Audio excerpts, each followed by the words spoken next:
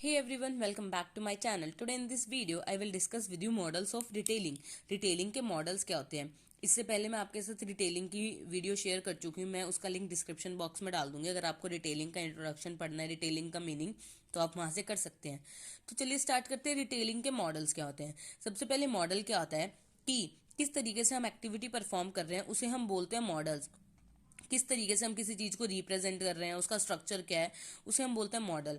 Retailing के model क्या होंगे कि किस तरीके से रिटेलिंग की एक्टिविटी को किया जा रहा है, वो रिटेलिंग के मॉडल्स में आएगी। रिटेलिंग के मॉडल में हम किस तरह की प्रोडक्ट और सर्विसेज अपने कंज्यूमर को ऑफर कर रहे हैं, हमारे बिजनेस का साइज और लोकेशन क्या है, हमारी कम्युनिकेशन स्ट्रेटजीज क्या है जो हम कस्टमर को कर रहे हैं, हमारी प्राइसिंग पॉलिसी क्या है, ये सारे हमारे रिटेलिंग के मॉडल्स में आएंगे। रिटेलिंग के मॉडल्स को इफेक्ट क्या क्या करता है वो डिस्कस करेंगे कि रिटेलिंग के मॉडल्स को इफेक्ट क्या क्या फैक्टर्स करेंगे। सबसे पहला है कंपटीशन का लेवल, कि मार्केट में कंपटीशन कैसा है। अगर मार्केट में कंपटीशन ज्यादा है तो कंज्यूमर जो रिटेलर है वो क्या करेगा, अपने कंज्यूमर को बहुत सारी अलग अलग वैरायटीज दिखाएगा, नए नए ऑफर्स देगा, ताकि जो कंज्यूमर है वो उसकी तरफ अट्रैक्ट हो जाए। पर इसके अगेंस्ट अगर मार्केट में कंपटीशन क्या है, कम है, तो रिटेलर को क्या करना पड़ेगा, ज्यादा वैरायटी नहीं दिखाने की पड़ेगी, ना ही उसे स्कीम्स देने की जरूरत है, कंज्यूमर ऑब्वियस उसके पास आएगा। तो ये था सबसे पहला कंपटीशन का level. Next is legal environment, कि जो बिजनेस एस्टेब्लिश किया गया है वो लीगली एस्टेब्लिश है या नहीं, आप प्रॉपर टैक्स भर रहे हैं या नहीं, ये भी हमारे जो रिटेलिंग के फैक्टर्स है उसको इफेक्ट करेगा। Next is market positioning. Market positioning क्या है कि जो कंज्यूमर है वो आपके प्रोडक्ट्स के बारे में, आपकी मार्केट के बारे में, आपकी शॉप के बारे में क्या चीज सोचता है, वो हमारी मार्केट पोजीशनिंग में आएगा। मार्केट पोजीशनिंग में जो हम काम करते हैं वो सारे कस्टमर को ध्यान में रखते हुए करते हैं। इसमें हम अलग अलग मेथड यूज करते हैं ताकि हम अपने प्रोडक्ट की इमेज मार्केट में बना सकें। इसके लिए हम 4 P's को यूज करते हैं, जैसे प्रोडक्ट, प्राइस, प्रमोशन और प्लेस। जैसे हमारे पास अलग अलग तरह के डिटर्जेंट्स आते हैं कपड़े धोने के लिए। तो अब एक डिटर्जेंट जो हम विंटर्स में यूज करते हैं, इजी, उसकी इमेज अच्छी बनी हुई है कि वो अच्छा है, उसके एडवर्टाइजमेंट ऐसे कही गई है, इजीली अवेलेबल है, स्मॉल पैकेट्स में अवेलेबल है। इस तरीके से उसकी मार्केट पोजीशनिंग की गई है कि कंज्यूमर के माइंड में अगर ये बात आ जाए कि हमें डेलिकेट वुलन्स धोने हैं, तो सबसे पहले माइंड में आता है इजी वॉश करना है। तो ये चीज होता है मार्केट पोजीशनिंग में।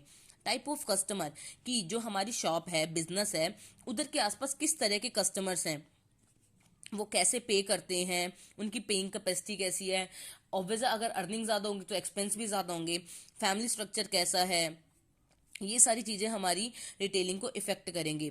प्लेसेस ऑफ ऑपरेशन, जो हम ऑपरेट कर रहे हैं अपना बिजनेस, वो किस तरह कहाँ कर रहे हैं, बिग सिटी में कर रहे हैं, हमारा जो बिजनेस है वो एक फ्रेंचाइजी है, एक चेन स्टोर का बिजनेस है। चेन स्टोर वो होता है कि जिसमें एक कंपनी है या एक शॉप है, वो उसने एक शॉप अपनी एक प्लेस में खोली, सपोज कीजिए दिल्ली में खोली, तो दूसरी वो पानीपत, सोनीपत, नियर बाय अलग अलग लोकेलिटीज में खोलेगा, तो वो चेन स्टोर का आएगा।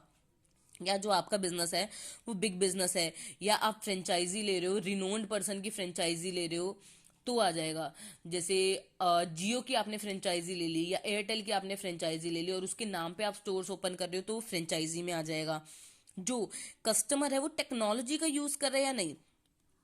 अगर कोई पर्सन टेक्नोलॉजी का यूज कर रहा है, सारी चीजें वो ऑनलाइन रिजर्व कर रहा है, तो वहां पे जो लोग होंगे वो एडवांस होंगे, तो उन्हें टेक्नोलॉजिकल प्रोडक्ट ज्यादा चाहिएंगे अपने काम के लिए। अगर आपकी वहां पे इलेक्ट्रॉनिक्स की शॉप है तो वहां पे टेक्नोलॉजिकल प्रोडक्ट की ज्यादा डिमांड रहेगी, जैसे बिग सिटीज में रहती है, मेट्रोपॉलिटन सिटीज में।